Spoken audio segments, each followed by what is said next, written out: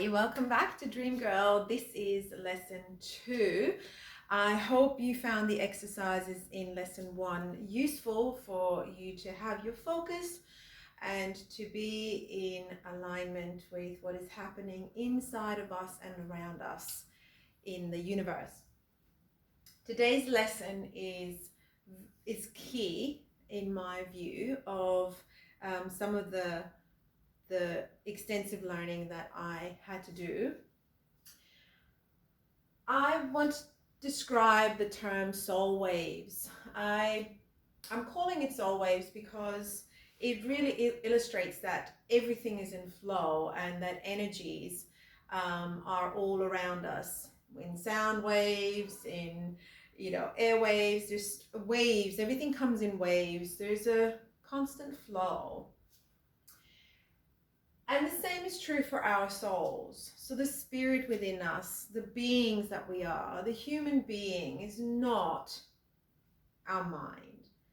Our mind is often a creation or not a creation of the ego, but is often infiltrated by the ego. And that is not who we are. The human beings, as we are created, are unique and complete.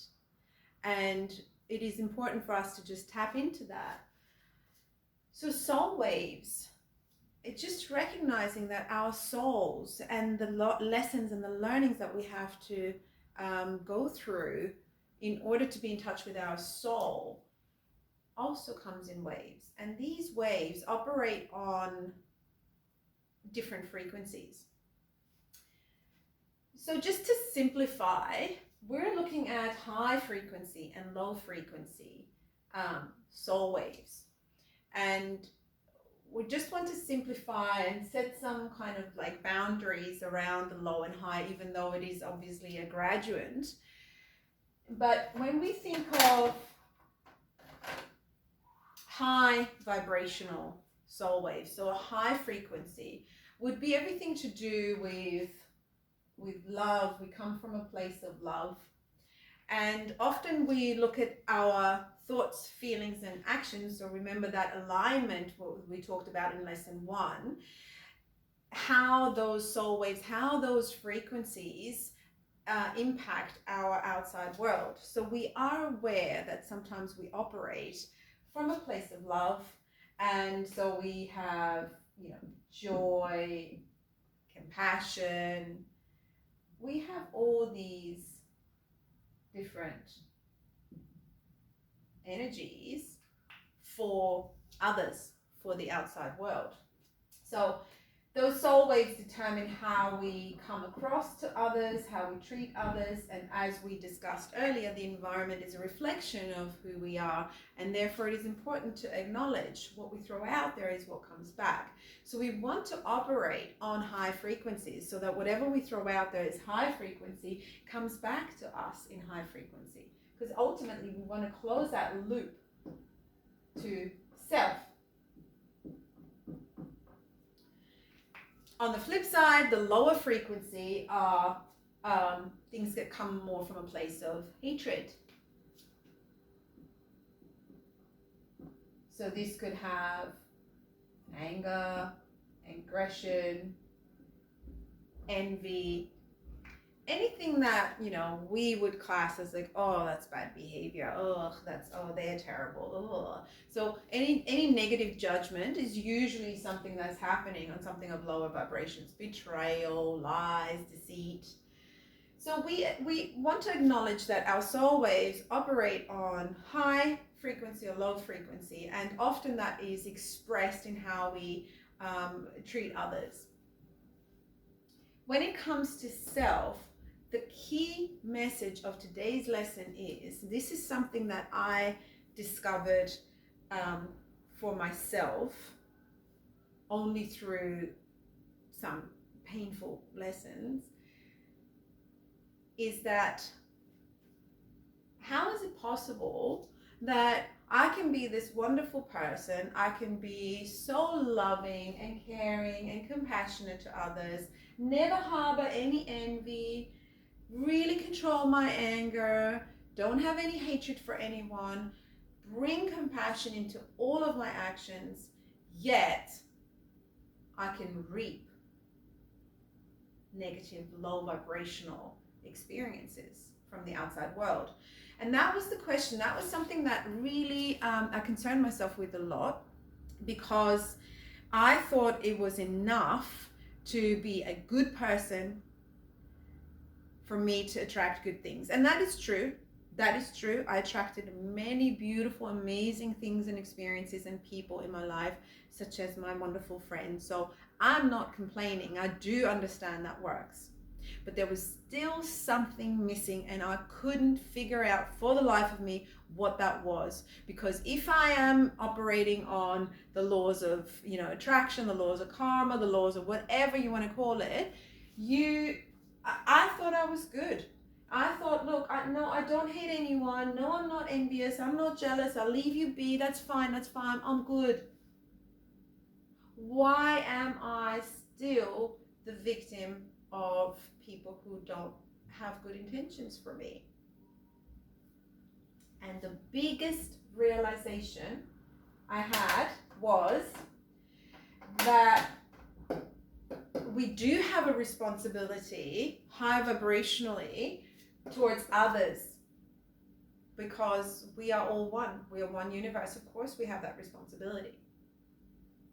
If we throw out low vibrations, we are reaping low vibration. But that's not our only responsibility.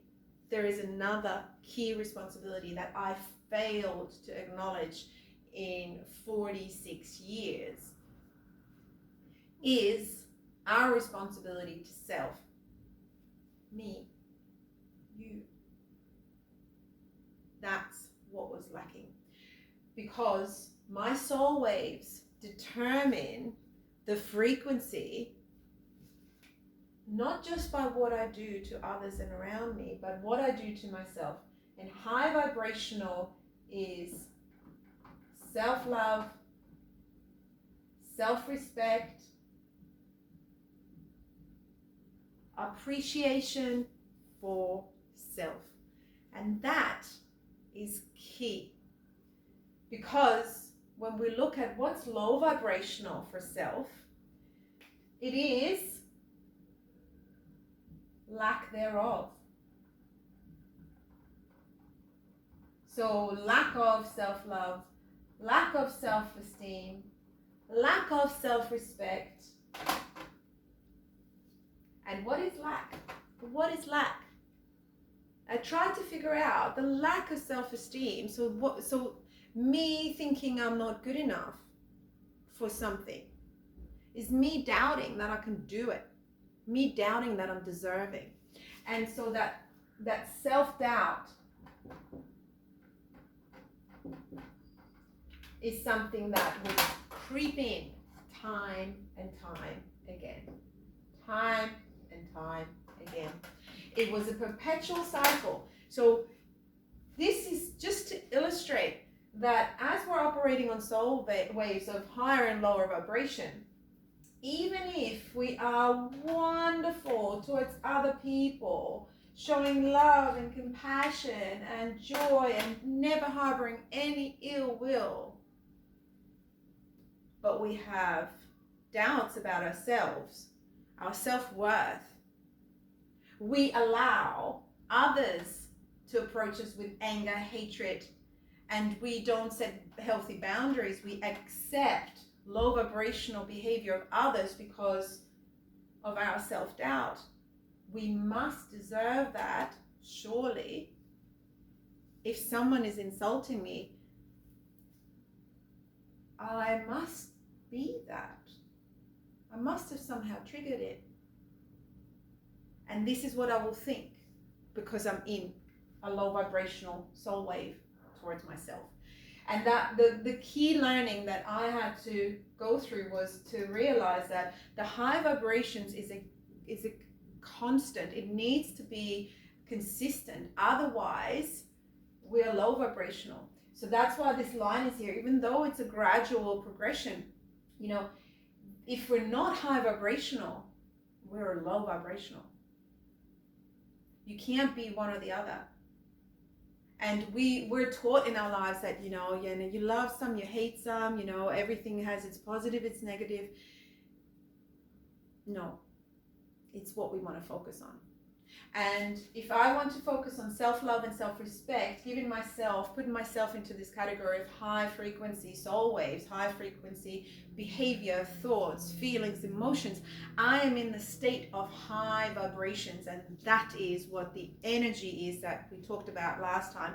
You know, the mind, the feelings, and the actions are aligned from a place of self-love and self-respect, knowing my worth is going to not only make me, you know, wonderful companion for others, because when I love myself, I have a lot of love to give, but it will also attract more and more of that abundance to me because I know I deserve it. If I have any doubts about that, those doubts will creep in. Those doubts are there for all of us. We have those. We are human beings. We have an egoic mind that we will talk about in the next lesson that is there for us to challenge us, to become discerning, to awaken to a different way of being, a different way of thinking that does not involve the ego. Not when it comes to our spirit, not when it comes to us. We do not need the ego. We need to, in fact, reject it, because the ego puts us in a place of constant competition. So what it does is that it makes us compared to others. It allows this world to determine this world. And what we're learning here on this course of Dreamgirl is to make your dreams come true, the dreams that you'd really dream of, your happiness. And the only way to do that is you reverse this. You make sure that you decide your vibrations for yourself, and that will impact your circumstances and the surroundings, the environment that you're in, because you will attract more and more of that. And so this is why this is a very, very key lesson for me. And I put it as a very early lesson, because if we keep that concept in our minds, to focus everything that you do when as you're growing more conscious and more aware of the thoughts, the feelings, and the actions that are happening, that, you know, to you, through you, and with you, then you want to determine where is the vibration happening for yourself. And don't worry about others for now. Just worry about yourself. And I know that's hard to do when we have all these constructs, environments that have already, you know, like relationships and home environments, work environments that are patterns that have been a reflection of our previous vibration. And I will guarantee you that your previous vibration, just like mine, was actually in the low, if not here, or sometimes in both. Because if we have self-doubt, if we are in a lower vibration for self, we will attract a lower vibration environment.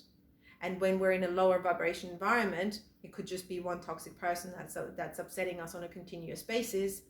It will upset us even more. And what does a bully do? What does a toxic person do? They play mind games. They play tricks on you. They want you to feel like shit. And they succeed most of the time. So it comes back to you feeling worthless and feeling worse and worse and worse. And the only way to make yourself feel better is to maybe have some allies, maybe have some friends that you talk about and stuff. But really, we don't go back to the root of what needs to change. What needs to change is yourself. You need to change the way you think, feel, and act towards yourself.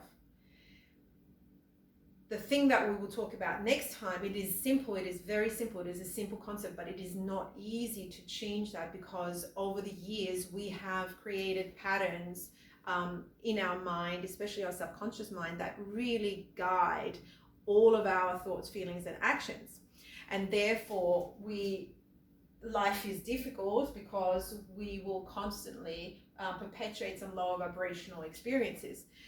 So the key here is that in the next lesson, we will look at the ego and the egoic mind that is playing those tricks on us, that has created those patterns in our subconscious mind. So even if we are consciously trying to change our environment and our self-value, and there are some exercises that we can do to improve that, we still need to make sure that we understand how we can break down the subconscious mind.